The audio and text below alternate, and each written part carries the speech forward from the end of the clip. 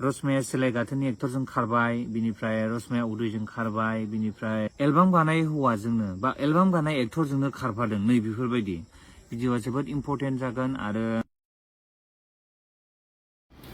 Good इभिनिं लोगोफोर, नोंथांमोनखौ बयखौबो बरायबाय आंनि इउएन ब्लग चेनेलाव। नोंथांमोननो निउज आपडेट एसे होनो नाजादों।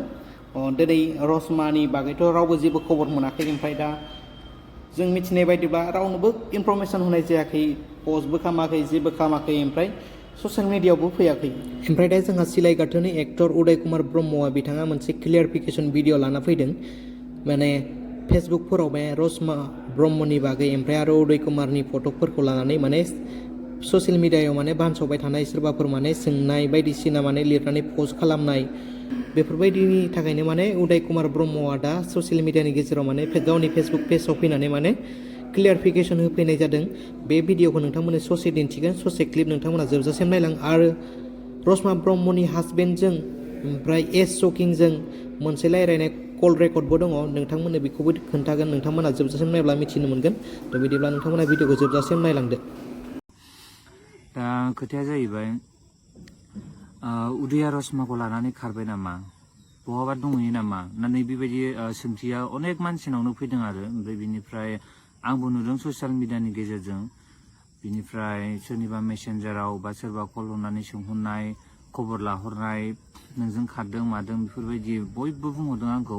दा आङो भिडिअखौ लाबोनो गोसो गैयामोनब्लाबो आं लाबोनाय जाबाय। ओमफ्राय माखासे कमेन्टफोरखौ बा पस्ट होनायफोरखौ नुनानै आरो ओमफ्राय आङो हानायखिनिखौ नोंथांमोननो पस्टआव मा होनो भिडिअ एड खालामफानानै होगोन। जे बिथांमोना मा होनो पस्ट खालामदों बा कमेन्ट खालामदों, बे बिथांमोनखौहाय।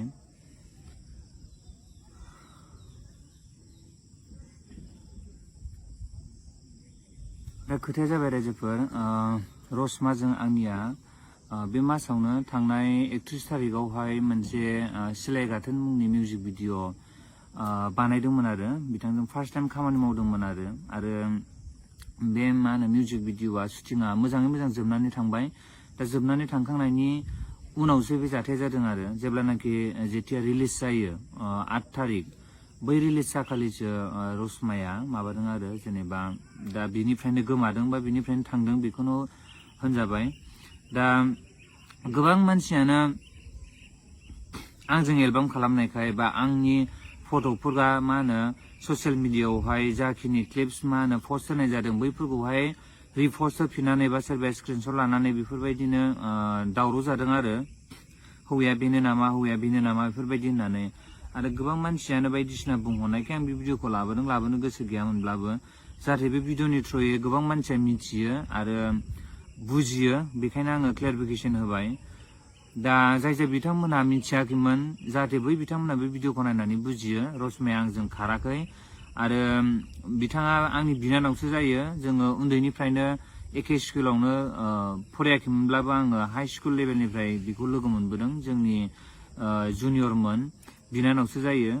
स' बेनिखायनो जाय बिथांमोनहा नंबां जाबां मिथिया उसिया बाथ्राफोरखौ बुंदोंमोन, जाहाथे बन्द' खालामो, स्टप खालामो।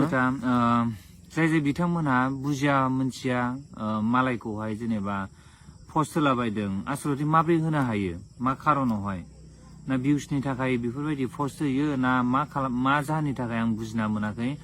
दा एटलिस्ट सानग्रोनांगौ बा बुजिग्रोनांगौ, जाथाया सोरजों जामारदों बा सोरजों थांमारदों, नंगौना नङा, बेफोरबायदिखौहाय नायबिजिरग्रोनांगौ। आरो बिनि उनावसो नोङो जा कन्टेन्ट लाबोयो बा नोङो जा पस्ट होयो होबानो जाबाय।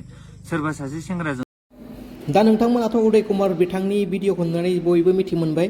आरो दा जोंहा दङ एस शकिं आरो बिथां रसमा ब्रह्मनि फिसाय जों कल रेकर्डिं रायलायनाय, मा रायलायनाय, मा जायाखै, मा जादोंमोन, नोंथांमोना बे कल रेकर्डिंखौ नायबानो नोंथांमोना गासिबो मिथिनो मोनगोन। थ' बिदिब्ला बे कल रेकर्डिंखौबो नोंथांमोना खोनासंलांदो जोबजासिम। खारनायाथ' बियो खोन्थाया हसिया उन्दैखौ नायनाय नामैनो थांबाय। औ। ओमफ्राय फन खालामहरबाय, अबाव दं नोंलाय होननानै आङो।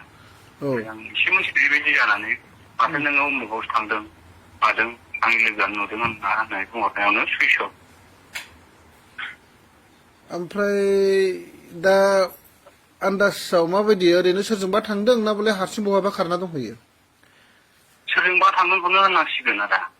मानो होनोबा आगोलहायबो आं बे हौवाखौ रायहरखांबाय नों मानो बिदि मालायनि संसार जानाय हिनजावजों मानो रायहरनांगौ मानांगौ होननानै मोजां रायहरखांबायबो आङो ओरैनो बे हौवाया बहानि बेयो हौवाया रानिखाथा थाइखा जरानि हिनजाव गोनांखा हिनजाव दङ ओमफ्राय गथ'आ क्लास 10 फरायनानै दं आरो ना बेना आच्छा ओरैनो मा मावोमोन ना बबेबा कम्पानियाव थायो ना गारि सालायोमोन बियो गारि गुवाहाटियाव औ अला उबेर जायखिया बे मोनसे सालायोमोन आरो ओमफ्राय दा नोङो रसमा नोंनि हिनजावजोंहाय कन्टेक्ट एसेसो जानो मोन्दों ना रायलायनो मोन्दों ना मोनाखै मोनथाराखै आरो मोनथाराखै टटेलि रायलायनाय गैथ'आ ना गैया आं गाबै गाबैसो दं गथ'नि मोखांखौ नायनानै गावनि फिसाजोंबो रायलायहराखै बियो ना रायलायहराखै आदा ओरैनो साबेसे नोंहा फिसाफ्रा सासे क्लास 4 फरायनाय अ आच्छा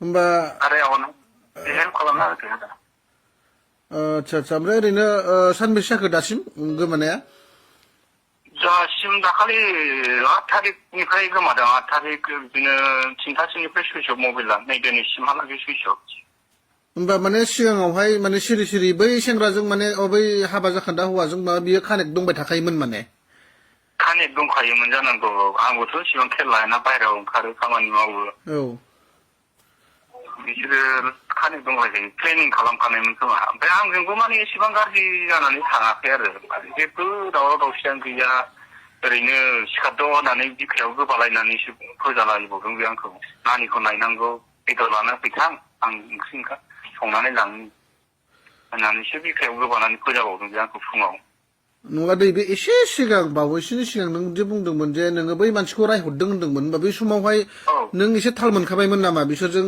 रिलेसन जाबाय होननानै नोंनि हिनजावजों औ थाल मोनखाबायमोन आं बिसोर माने बे लोगो हमनाय मानायफोरखौ भिडिअ नुनानै आङो रायहरनाय जादों आरो ओमफ्राय हिनजावनि बिब'आबो रायहरदों औ बिदिनो नांलायलायनाय जाबाय रायहरदों बिदिबादि आं कन्टेक्टआव थाला दा आं माबानोसै बिदिबालाय होननानै बुजाबुजि जालायबाय आरो ओमफ्राय नों उनाव सिरि कन्टेक्ट थाखोमाखोनो माथो आंखौ पात्ता होला आरो